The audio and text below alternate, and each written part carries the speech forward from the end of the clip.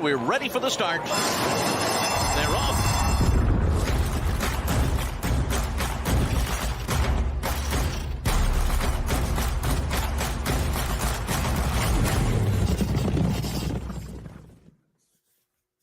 Welcome, everybody, to the weekly First Call podcast presented by First Bet and Express Bet. Jeremy Plonk and Jeff Siegel with you each week to take a look at 8 weekend stakes races around the country. Of course, it's prime time, Saratoga and Del Mar right now.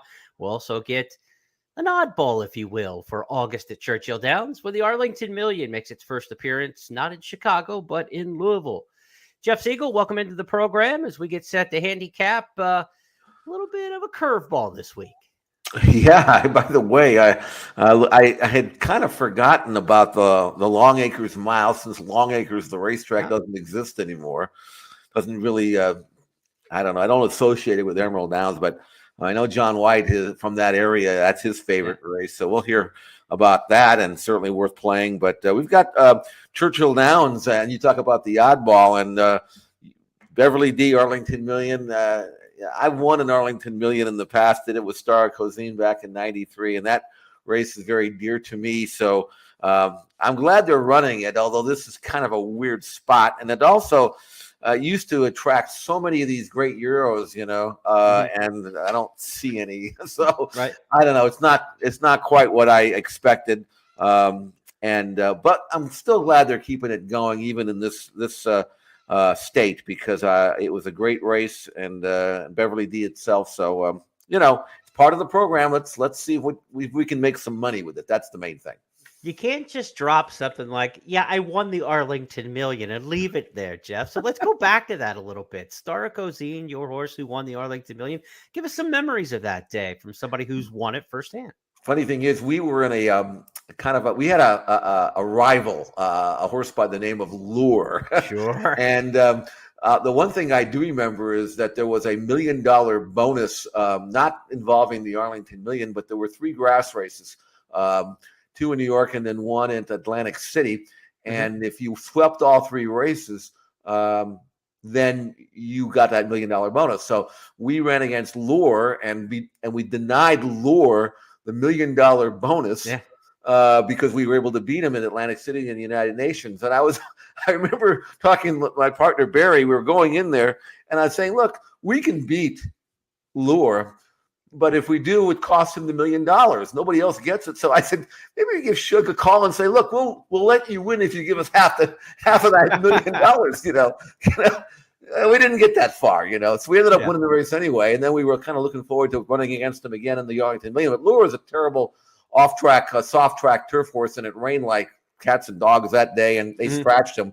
Won that race, and then he continued on and won another race in New York. So I mean, that was the best horse I think I ever owned, actually. Star Cozine, and winning the Arlington Million was a great thrill. The other thing I remember is they gave me a beautiful gold watch as one of the owners for Star Cozine. The thing never worked. I mean, it stopped and started. I got it fixed. It still wasn't working. I kept it as a keepsake, but I never wore it because it never told the proper time. I don't know. Well, we've been reminded in recent weeks and months that no clock in horse racing works, Jeff. Right. Well, that was the first So indication of what might be in store for horse players with returns regarding times and clocks and anything like that. But I remember what you talked about. You're watching the first Arlington Million, right? Yeah. And that was the Bart and John Henry, and that was a great race. And I remember cashing a huge bet a few years later on teleprompter, shipping over from Europe. So this race is really, really good, and it's not maybe what it used to be, but it's still a decent, solid race, and we'll see what happens.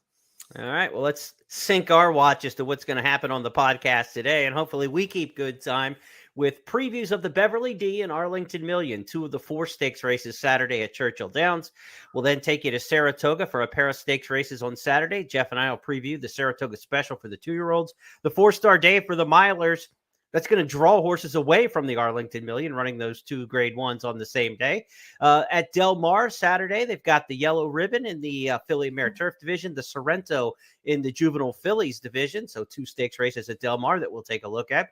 And then on Sunday, Jeff and I will preview turf sprinters in the Mahoney at Saratoga, and at Del Mar, the 2-year-old Colts in the Best Pal Stakes. We'll also check in with John White, our handicapping correspondent at First Bet and Express Bet, as he'll give us the picks that he has for the Longacre Mile on Sunday. Before we talk about our Saturday handicapping this week on the podcast, I also want to remind harness fans a big race tonight. We tape our podcast on Fridays now. Friday night at Hoosier Park, it's the Dan Patch, one of the top races in the Midwest and one of the top races in standardbred racing throughout the entire year.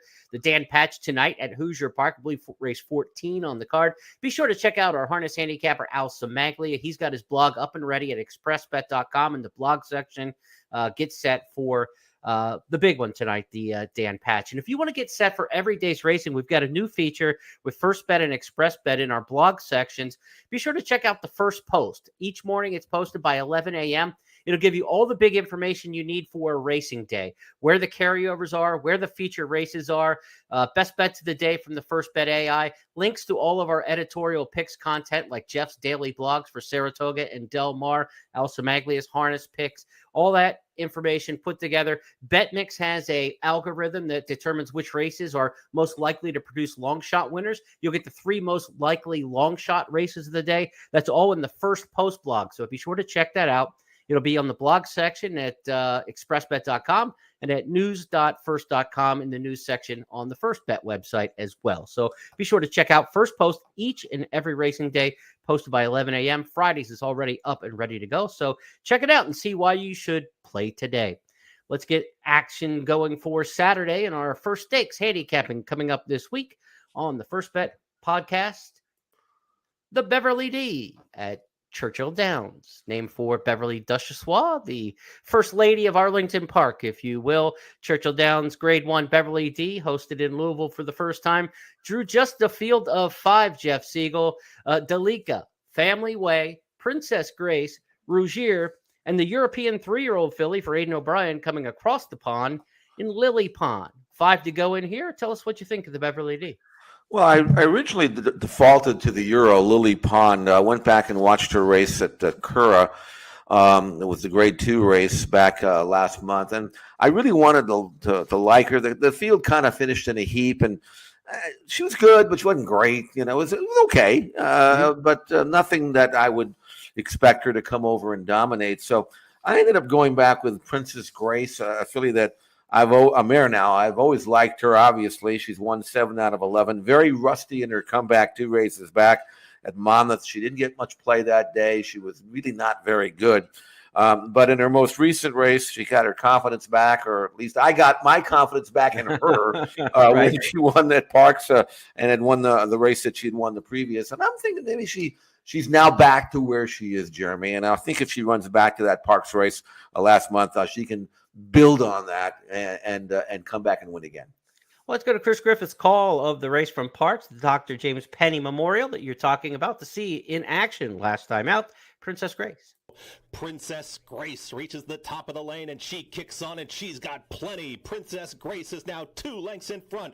Flirting Bridge is unleashed down the center of the course outside of Love in the Air.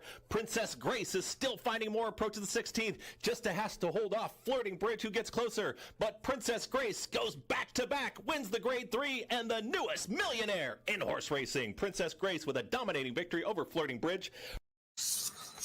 You know, Jeff, when you see a field of 5, a lot of times you think these races can kind of be cat and mouse games and be manipulated up front if there's not much pace.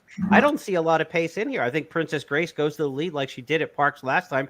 Family Way has one of those cut and paste resumes, I like to say. If you look at her last 4 races, she's run almost the identical trip. She'll probably try to sit second in here. And then the closers are Rougier and Lily Pond.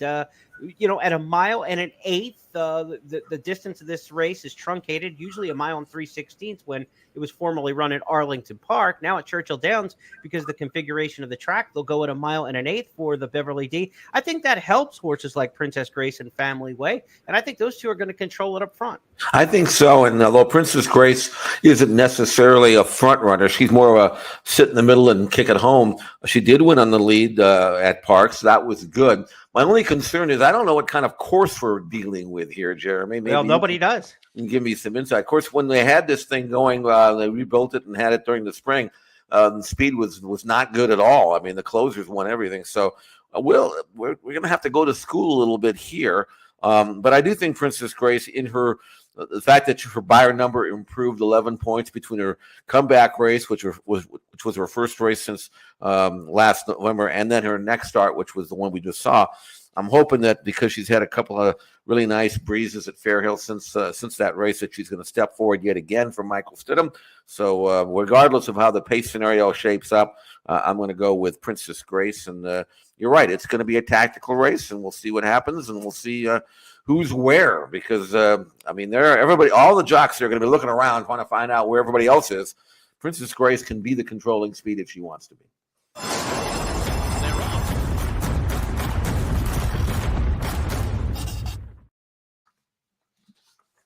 The Arlington Million moving its tack, if you will, to Churchill Downs for the first time and renewed for the first time in 2 years, not run last year as Arlington Park shuttered by Churchill Downs. Now Churchill keeps the Arlington Million in its back pocket to run in Louisville in a special one-day program on Saturday. Jeff Siegel with me, Jeremy Plonk, as we preview the Arlington Million. Jeff, the Arlington Million is a race that's not like it has been in the past. And as we take a look at this year's field for the Arlington Million, the thing you're going to notice in the absentees are the Europeans here. Pretty Kentucky-flavored version of the Arlington Million. It's $1 million race. It used to be 1.25 miles. This race is in 1.1 miles. That's as far they can run at Churchill based on the configuration of the course. And in looking at this race, and at this again, this might not mean anything, Jeremy, because we're looking at a different type of course and all that at Churchill. But Set Piece, who's won 4 out of 5 over the grass at Churchill, we'll see how he reacts to this newer type of grass course that they're running. But I do like him here, and I like him because he's working really well. This is him with a Wesley Ward team. He's going to rally 3 wide. I think this actually kind of wasn't necessarily planned. You know, that's a very good sprinter in the middle. The rest be red, Overbore on the inside. And Jeremy, I love the way Set Piece breezing through the lane goes by them both. This tells me that he is absolutely spot on. Yeah, he is. And for those listening to our podcast on the audio version, be sure to check out the video version of our podcast here each week as we include some workout video from XBTV and some race replays as well. Those of you following along on the video see a good work there from Set Piece. And Jeff, I think in this race, which is our Express Bet race of the week, and you can download that on the Express Bet newsletter each week and check it out in the blog section, expressbet.com. I wrote it up as a nice pace setup for Set Piece. I think he gets a lot of speed in this race. You've got Smooth Like Straight and Mega City, who are absolute front runners in here. And I think Mega City, Smooth Like Straight are probably best right around the mile. So they're extending to the 1 1/8, whereas the 1 1/4 and longer horse is kind of cutting back. You know, this race should set up for them pretty well. Set Piece is a horse who's good at 1 mile from off the pace. He's good at a little bit longer distance from off the pace. I think he gets a great setup. He gets to save ground. Then they're going to run on the hedge, which is a different scenario for the Arlington Million than it'll be for the Beverly D earlier in the card, where a temporary rail is going to be out. The turf course at Churchill Downs has not been used since early June. At the end of the racing meet at Churchill in the spring, they scrapped turf racing because the course was not taking hold. They still don't think the course is taking hold the way they want it to be, because there were supposed to be 4 turf races. The Secretariat and other races to pucker up were supposed to be on this card. They were canceled because they don't think they can handle 4 turf races in a day. There's only going to be 2 turf races on Saturday. So how the course plays is going to be very interesting. The fact that the rail will be out for the Beverly D means the course will be untouched on the inside when they run the Arlington Million, and down on the hedge, Set Piece, you know he's going to get clean turf down there. It's just a matter of what kind of trip that he gets from well off the pace. But I like Set Piece in here. Sacred Life's in the race for Chad Brown. Smooth Like Straight, a horse you know very well from the West Coast. And Michael McCarthy shipped this horse around the country. He's run well at Keeneland as well. Outside of Set Piece, Jeff, where do you see the major threats in this year's Arlington Million? Well, Smooth Like Straight is a quality horse. He just hasn't been able to win very often lately, and he's running well. But that last 16th of a mile, those last 50 yards seems to get to him. So, but in looking at Set Pace, one thing I'd like the viewers to do if they have time is to go back and watch the Forbidden Apple. He was 5th that day, beaten 3 1/4 lengths. That was his most recent start. that race coming off a win in the dinner party at Pimlico. And poor Set Piece, he was absolutely buried behind horses from the top of the stretch to the late stretch, and he had nowhere to go, and he was blocked. And when he finally got clear, he really quickened. So he had plenty of run. He was just too late. So actually, Set Piece ran just as well in the Forbidden Apple as he had done in the dinner party. And with clear sailing in this race, I really think Set Piece is gonna get up there. So that's a major play. And he's 4-1 in the morning line for me. I will take it. I'm with you on that. I've got him and maybe Smooth Like Straight underneath in the exacta, but build off that win bet. I think Set Piece is going to be good value to play straight up in the win pool. And if you're betting Saturday, the Churchill Downs card includes $10,000 in hit and split promotions when you play on the First Bet and Express Bet platforms.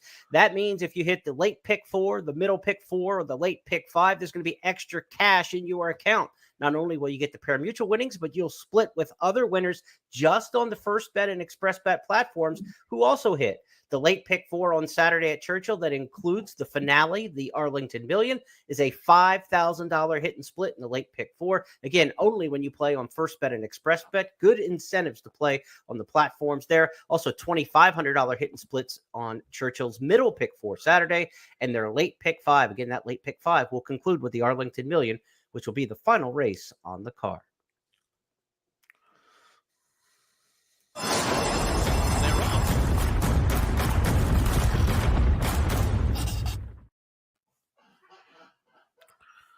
As we proceed through the Express Bet First Call podcast this week, we're going to switch from Arlington over to Saratoga. The Saratoga Special for the 2-year-olds is the first of 2 stakes races on Saturday at the Spa. And as we've seen many times this season, I will just copy and paste this line. 5 go in this stakes race at Saratoga. It seems like 5 is the magic word. They're putting basketball teams together, Jeff. I joked earlier this week, it's like some of the fields look like the Globetrotters, but they bet like the Washington Generals for the basketball analogy. Tough betting races, and this is no different as we get to the Saratoga Special, where there are 2 standout showdown horses that we want to see from Churchill Downs in this race at Saratoga. It's Damon's Mountain, the 2, and Gulfport, the 4. This is kind of one of those showdowns that's been brewing since the 4th of July weekend, and we get it about 2 months later at Saratoga. But Damon's Mound, Gulfport, the 2 most impressive spring-summer 2-year-olds at Churchill Downs. We get to see them head-to-head. Your thoughts on the Saratoga Special? Both are good colts, but Gulfport's got a maiden win and then a win in the Bashford Manor, whereas Damon's Mound has that one runaway 12-length maiden win, and that's it. And so he's stepping up, whereas Gulfport has already had that benefit of a second start, and this was it. This was really impressive, Jeremy, not so much because he earned the 91 Byron number, but he did it drawing away, acting like a colt who will run on, and being by Uncle Mo, he absolutely should. Hand-ridden in the final 16th of a mile, not really being persevered with, and still opening up at will. Terrific performance for trainer Steve Asmussen. And Jeremy, the gallop out was just as good. Yeah, I mean, he's a horse who finished through the wire here going 6 furlongs. 6 furlongs that early in the year is a pretty good trip for a 2-year-old in July. So now the 6.5 becomes an even more taxing situation for some of these 2-year-olds. And so he's already equipped at the 6 furlong trip. So is Damon's Mound. To me, Jeff, I just can't see it being anybody other than these 2. Valens and Day has already had a couple shots in stakes company for Rudy Rodriguez. Didn't do anything there. And interesting, Valens and Day is the only 2-year-old from the NYRA circuit in the Saratoga Special. Something just doesn't feel right about that, Jeff Siegel. I mean, of all the great trainers on the NYRA circuit and all the great races, Belmont, the Tremont, and the 2-year-old races, why are we not seeing any New York 2-year-olds in this Saratoga Special? Nothing from Pletcher, nothing from any of the big barns. That surprised me. Yeah, you would think that they would they're where they're based, and yet I know Gulfport and Damon's Mound are pretty salty on paper, and maybe these trainers don't want to hook seasoned or talented or proven 2-year-olds like that this quick. And I haven't seen a 2-year-old anyway at Saratoga that has completely blown me away, at least in terms of surefire stardom. but Gulfport has, and actually Damon's Mound did too. Visually, he was as impressive as you could possibly be, breaking his maiden. These two colts are a cut above. I do prefer Gulfport. I like where he's drawn outside. He can kind of control the race. It is Joel. He can go. There's not that much speed in the race. Super Chow on the rail probably will bust out the Gulfstream Invader. But this is a whole different level of competition than what he saw when he broke his maiden. And if Gulfport continues to impress, being by Uncle Mo, there's no doubt he won't run on. So this seems like a logical spot for him, and I think he's got a chance to be extraordinary, and we'll see how good he is in this race. An advantage Gulfport that he gets to run out of his home stall. He's not, accustomed to the Saratoga track. He's been training across the street at the Oklahoma training track, but he gets to walk out of his stall and go over for the race. Damon's Mound has been stabled down at Colonial Downs with Michelle Lovell's string in Virginia, has, vanned up to Saratoga to get acclimated a couple days out, but it's a home game for Gulfport. It's a road game for Damon's Mound. They get to meet on what would look on paper to be a neutral site at Saratoga, but again, this is much more of a home game for Gulfport.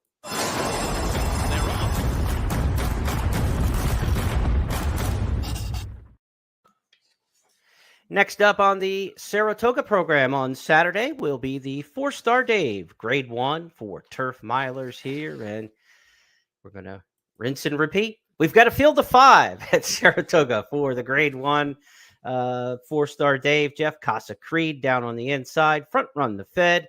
We've got Regal Glory in here, the mare back against the boys. Her stablemate Mason for Chad Brown, and Get Smoking the Speedster on the outside for trainer Mark Cassie. Give us your thoughts on the 4-Star Dave, Jeff. Regal Glory is 6-5 in the morning line. A lot of ones next to her name. Boy, has she gotten good at age 6, Jeremy. She's won her last 4. She's got triple-digit buyers in 4 out of her last 5 starts, and she's a perfect 3 for 3 at Saratoga. That's why she's 6-5, even though she's tackling the boys. And Mason, her stablemate, is pretty darn good himself. Yeah. He's won his last 2, not quite as fast on figs as Regal Glory, but Regal Glory is winning the just a game. Pretty impressive. Yeah, I mean, Regal Glory, if she runs back to that race on Belmont Stakes Day, she's going to be very tough to beat. Let's give the fans a look at this on our video version of the podcast. And the audio folks will get the call of John Embrial. Legs galore in Italian. They are heads apart. They've got 7 lengths on Regal Glory, who's getting closer now in 3rd.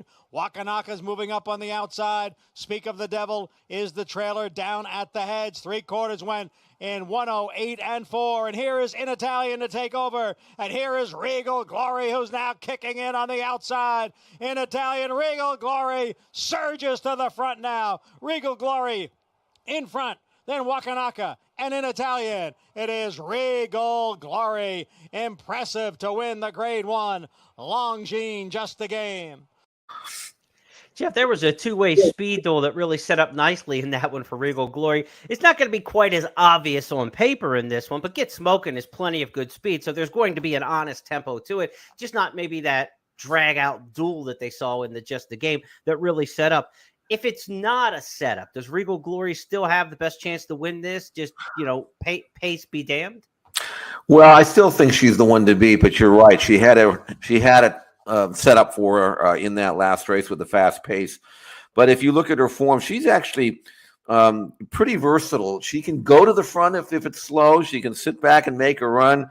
She can adapt to any kind of pace scenario, whether it's 45 or 48. It doesn't seem to matter. And I do think she'll have a target or a couple of targets to run with for sure. Get Smoking for sure. Mason likes to lay fairly close. I don't know what Casa Creed's going to do coming out of sprints, but he doesn't seem to have any real gate tactical speed. I don't think that's going to be a problem. And I think Regal Glory could easily just draft in and sit 3rd here and be where she wants to be. But I do think that she's just better than these, regardless of how it sets up. Whether or not she's worth 6-5 on the morning line, and whether you want to take a short price on that, that's a different story. But I'd kind of like to see her win. She's had only 3 starts this year. She's still relatively fresh. Obviously, she seems to be training well. I do think Regal Glory will find a way. Yeah, and I don't see it as an intra-race bet because I think probably Mason for Chad's the other one. You're looking at a very skinny exacta. Right. For me, this is a race where you just take Regal Glory probably as the single and the multi-race bets and try to get through this leg and enjoy it as a fan. That's a wrap for our stakes this Saturday at Saratoga. More Del Mar coming up in a moment. They're off.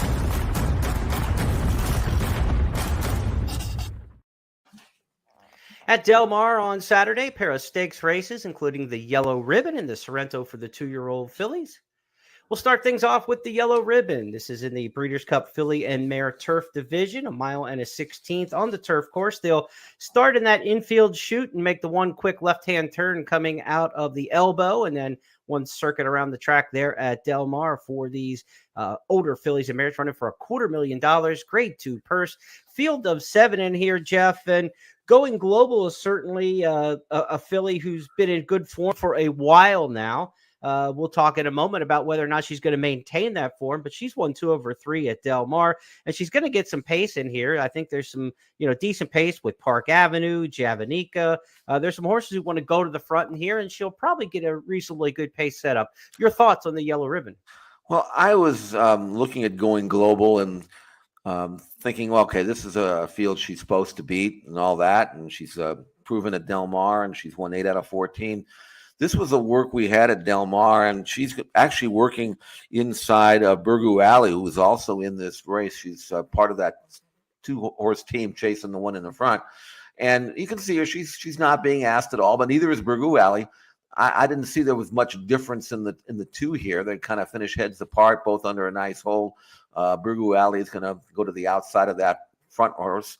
Going Global is going to dive to the rail, and they're both finishing out really well. So I think Burgoo Alley has always been a good workhorse, but Going Global's resume is much better.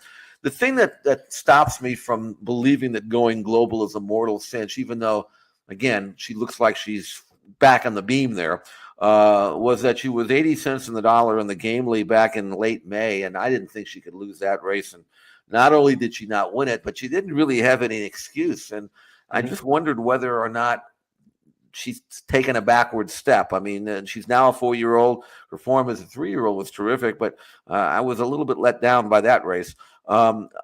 This was a good work, and I guess, you'd have to expect her to bounce back and all that. But as a very short price favorite, I'm just not sure whether this is the kind of 6-5 that I want to take. Whereas the one in New York, I would, but we'll see. I mean, she's back with Rispoli, who won on her 2 races back in the Royal Heroine. And I thought that was a good race, but she was kind of straight as a string to beat Javanica that day. She didn't do it like I thought she was going to do it, like under wraps. So I don't know. This race isn't quite the slam dunk that I think on paper that it may look like. And that, she's good enough that she's probably going to win again. I get the sneaky suspicion Javanica's run a good race in here. I think she's got some early speed if asked to use it. And in that elbow start where they start, on the inside in the turf and come down, they've got to make that left-hand turn. Inside speed's good there because it's almost like a 3-turn race. You get a little advantage. If that's worth 1.5 lengths, 2 lengths coming off that bend there, as you straighten out and the others kind of, round it off. That can be useful to her. So I like that. I don't think Avenue de France in the 1 hole or the 2 Going Global has any speed. So Javanica is the fastest from the inside, from the 3 hole. I think she gets to square that off coming off that elbow, and that's worth 1.5 lengths, 2 lengths. And maybe, just maybe, this is her race. I would like her a lot more if Park Avenue wasn't in the field, because Park Avenue's got really good speed. So that's somebody who's going to push her to get the mile on the 16th. But Javanica, if Park Avenue doesn't break, or heaven forbid something happens and Park Avenue has to scratch, that would really move Javanica up. But I like her chances in here. I think she's going to run a sneaky good race, and she was the beaten favorite last time in an allowance. I mean, her form doesn't scream wake up, but I just think situationally this could be a spot where she wakes up. Well, she's 12-1 in the morning line, Jeremy, so she's got the price that you like. So that's even if she doesn't win, you can probably use her somewhere underneath.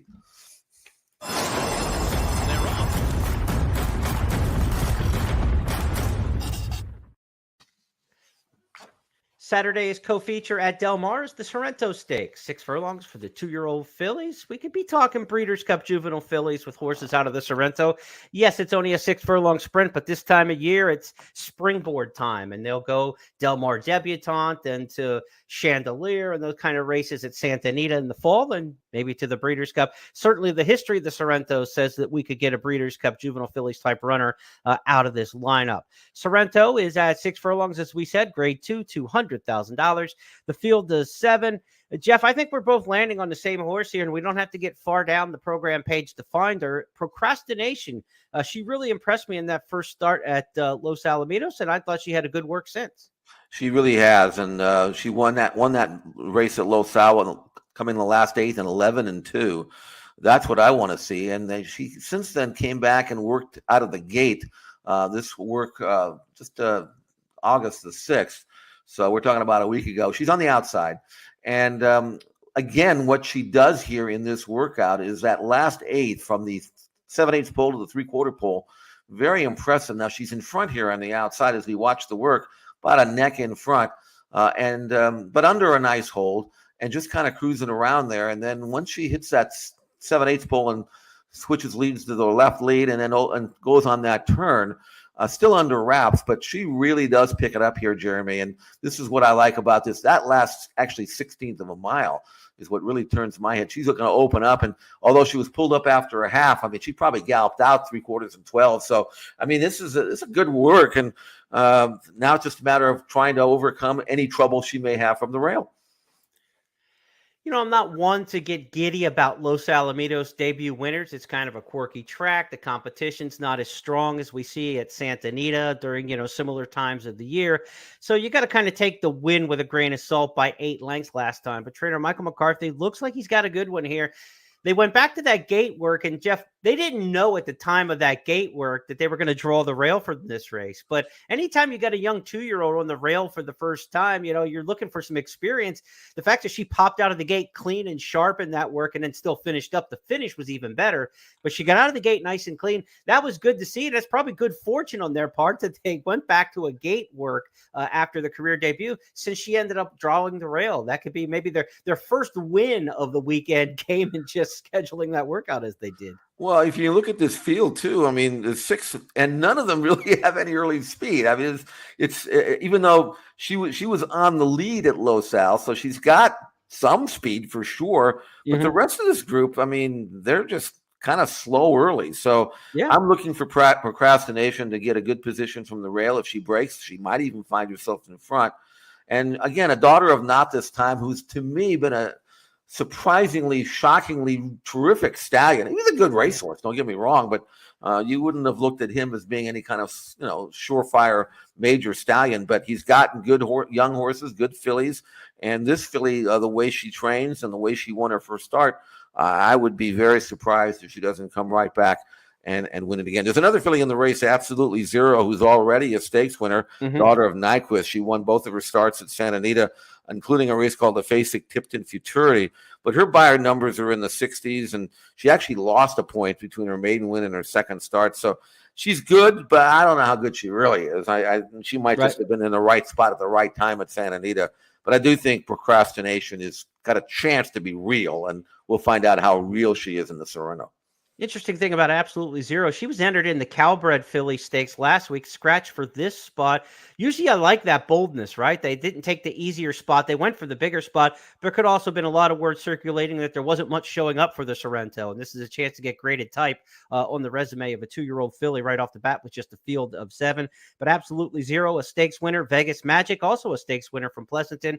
So an experienced field to take on procrastination, but she looks like the rising star to both Jeff and I in the Sorrento on Sunday at Del Mar. They're off.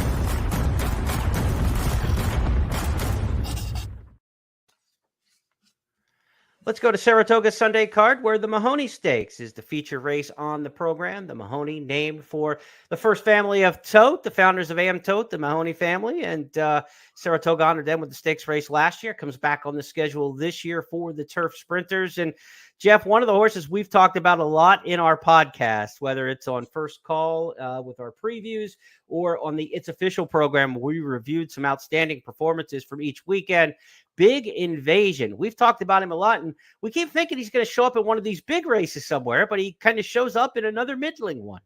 He just won a grade 3. Now he's dropping into a listed stakes and actually dropping in class. But I think Christophe Clement is saying, I'm just going to keep winning races. As long as I keep riding these $150,000 turf sprints restricted to 3-year-olds. Just 3-year-olds. I'm just going to take it, And why not? I mean, again, he got beat in his debut at Gulfstream, finished second, but that was back in January. And then since then, he's done nothing but win 5 in a row. And his Bayern numbers continue to rise with every start.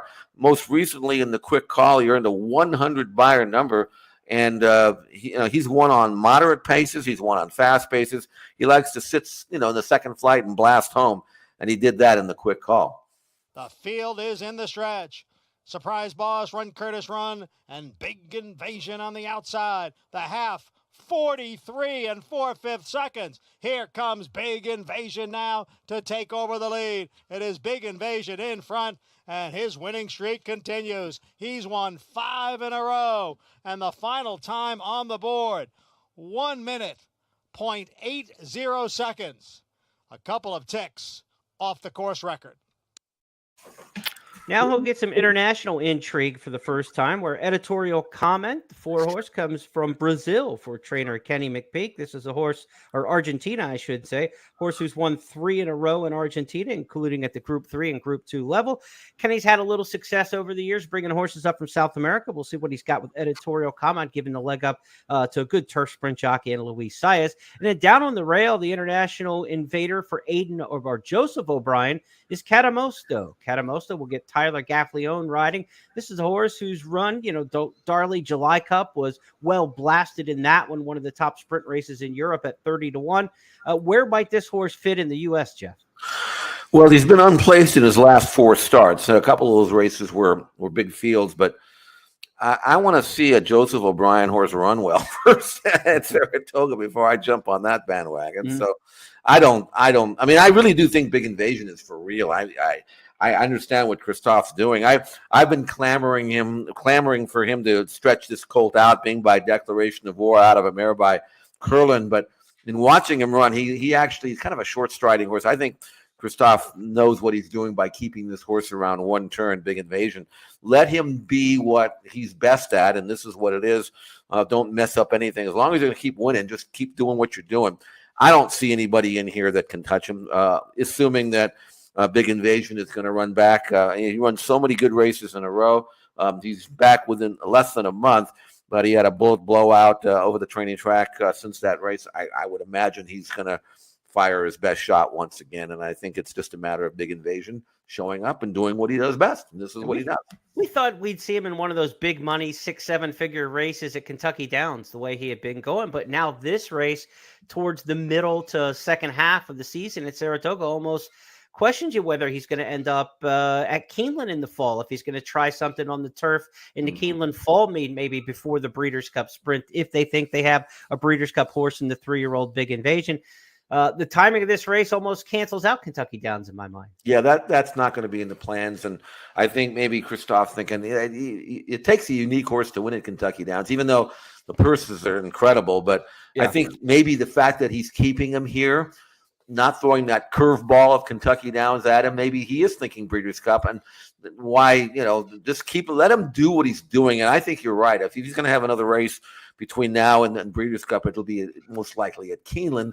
And that's the safe way of going. And I tell you, the way he continues to run and the style and all that, I would not put it past Big Invasion to be very competitive against the older horses, even against the toughest older horses we have. I know we've got Golden Pound, those kind of horses, but Big Invasion, by that time, he might be just as good. He's a really promising 3-year-old, and we always just talk about the dirt routers, when it comes to the 3-year-old division. Sometimes we get a good 3-year-old turfer. Sometimes we get a good 3-year-old sprinter. But a 3-year-old turf sprinter is really niche, and it's hard to get nationally excited about. But Big Invasion seems like a 3-year-old in this crop who's got a future. I think he's really a talented horse.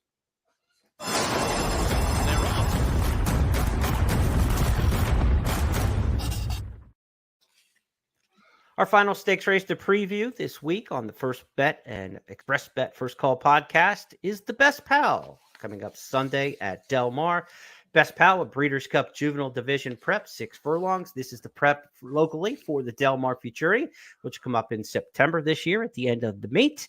And then potentially on to 2-turn racing in the American Pharaoh at Santa Anita for some of these West Coast 2-year-olds who may have aspirations towards the Breeders' Cup.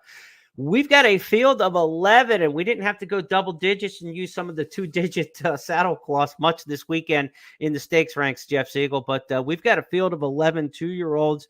Bob Baffert has just one in here. Typically, you're seeing Bob Baffert loaded this time of year with the two-year-olds. He's slow to gather with his two-year-olds after the suspension. They didn't run hardly any two-year-olds at Santa Anita, and so he's kind of going to be a second half two-year-old trainer this year more than a summer two-year-old trainer. But one that he has unveiled at the Del Mar meet already, July 24th, was having a meltdown. And having a meltdown had nothing to look like a meltdown at all. He looked to be well in control in his career debut. Having a meltdown, Dillinger on the outside, Mr. Iceman between them, Bolt from Heaven trying to run on late. They are homeward bound, having a meltdown, Mr. Iceman, Dillinger on the outside, having a meltdown, digs deep, he finds more, Mr. Iceman, Grain, Dillinger can't go on with it, and having a meltdown, too good. Having a meltdown wins it well. Second was Mr. Iceman, then Dillinger and Pure Fire. So an outside draw here, 10 of 11, but at 6 furlongs, a good run down the backstretch. And as fast as he looked in the debut, Jeff, and as well as he finished, I don't think the outside post is going to be too much detriment. Not at all. I mean, this is a really good Colt. They gave $200,000, which is a lot of money for a son of Uncaptured, but he was impressive in the OBS April sale and during the preview session. Shows up here, trained really well, got knocked down to 6-5, and what looked like on paper to be a rather salty maiden race, and it was. The runner-up has already come back and won very, very nicely to kind of frank that form. And having a meltdown, who showed really good gate speed to get clear in that race. Kind of relaxed midway, and then when challenged into the stretch, gave you that second move that you love to see with a two-year-old. Last 8 and 11 and 4, galloped out really well, trained very well since. Really good Colt. I don't know if he's the best that Bob's got. He's certainly the best we've seen so far. Now, Bob's going to have some two-year-olds run over the weekend in maiden races that are supposed to be really good as well. You never know when the next champion might show up. But as of right now, this Colt is the best of the lot, and I see no reason why he won't come right back and win again. And win, quite frankly, I'll be disappointed if he doesn't win impressively.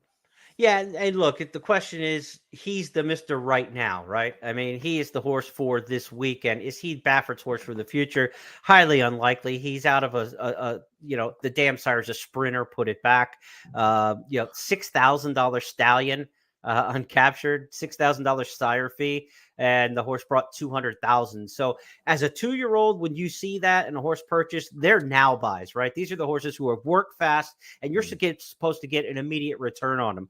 That's working to plan right now with having a meltdown. They got the debut win at Del Mar. Now they're lined up for the $200,000 Best Pal as a favorite. Graded stakes, black type probably goes on his resume right away.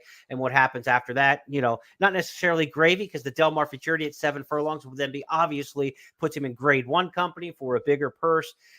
But beyond the Del Mar Futurity at 7 furlongs, now you start to wonder about a horse like this, how far he'll go, and will he be a future horse, or is he just really put together well now? And that's how he was able to garner that $200,000 price tag with very modest breeding in April. So having a meltdown is the horse for today, and he's certainly the horse for Sunday.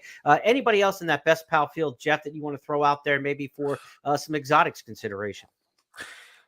Actually, they're all kind of in the same boat. A lot of these horses either are maidens, they're first-time starters, or they're maiden winners with low numbers. It really isn't any. There's nothing in here. The fastest horse on Figs, other than having a meltdown, is Kangaroo Court, who's drawn right to the outside of him, and he showed good speed and got beat a half length, earned a 73 Beyer number, which is only 7 points less than what having a meltdown earned. So he's a maiden drawn outside, going to get a good trip. And maybe what he might do is keep having a meltdown busy during the first part of that race. He's pretty quick.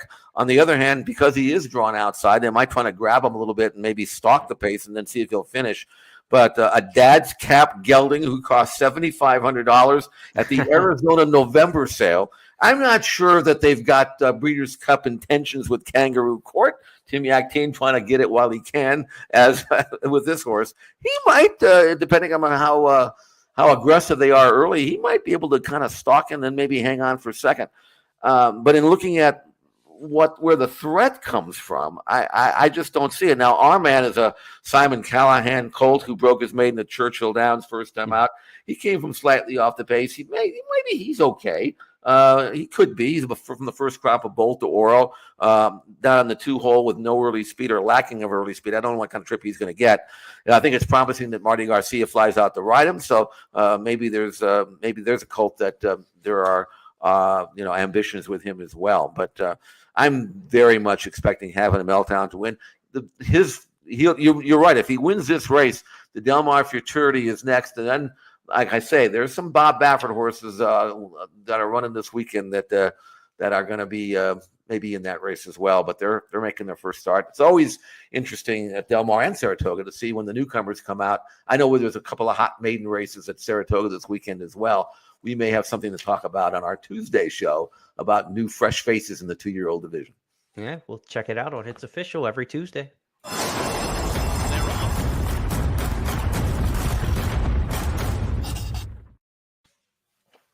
Also want to let you know on Sunday, the Long Acres Mile will be renewed in Washington State at Emerald Downs, the Long Acres Mile. We've got some promos for that day. Money back special on the Emerald Downs card. $10 money back special when you bet with First Bet and Express Bet. Any race on the Long Acres Mile card day at Emerald Downs. If your win bet finishes second or third, you get up to $10 in your bet refunded back into your account in the form of wagering credit. So be sure to check out the Long Acres Mile card on Sunday at Emerald Downs. And John White, the Dean of Pacific Northwest Racing and our Dean of Bloggers with ExpressBet, he's got his weekly submission. Its post-time blog includes not only a look back at last week's Breeders' Cup future wager for the Classic Division and his thoughts on how that all shook down, he also takes a look at Sunday's edition of Emerald Downs 8th race, the Long Acres Mile, with his picks. He's taking background on top in the Long Acres Mile, so a little extra handicapping help this week from John. Jeff, we've got a really big week of racing. Want to let fans know about the promos we've got at ExpressBet and First Bet as well. We mentioned that money back special going at Emerald Downs. Those hit and splits at Churchill Downs on Saturday, totaling $10,000 between the middle pick 4, the late pick 4, and the late pick 5. Also at Canterbury, it's at Canterbury Park. It's Made in Minnesota night on Saturday. So multiple stakes races for the Minnesota breds, and there's $5,000 in First Bet and ExpressBet hit and splits on the early pick 4 and the pick 5. And at Canterbury on Saturday, we also have a handicapping tournament. So be sure to check that out if you're into the handicapping contest scene. The Made in Minnesota handicapping tournament final. We had a couple feeder tournaments where people qualified earlier this week, but you can certainly enter at full price and play into that one. The Made in Minnesota handicapping tournament Saturday at expressbet.com only. Remember, you can only play the tournaments at expressbet.com. Jeff, big weekend. It all gets started tonight with the Dan Patch on Friday night for the harness fans out there at Hoosier Park. And, of course, Saratoga, Del Mar, and that curveball Arlington Million Day at Churchill Downs. Your final thoughts? Good racing this weekend. Hopefully we'll be making some money. I've got about 50 workouts I have to watch videos for, so I'll be reporting on that in my analysis at Del Mar and Saratoga. I'll be watching those workouts and timing them and writing them up. So that'll be on our blog tomorrow. All right, plenty of hard work for Jeff still to go. Go get a throat lozenge, get back to work, and get set for a big weekend of racing. Of course, Ellis Park Derby on Sunday as well. You can watch and wager on that at First Bet and Express Bet. On behalf of everybody across the First family and Jeff Siegel, my partner, I'm Jeremy Plonk. Have a great racing week, and we'll see you on Tuesday on It's Official when we make the 5 biggest topics of the weekend all official because Jeff Siegel says so. We'll talk to you next Tuesday. We're ready for the start. They're off.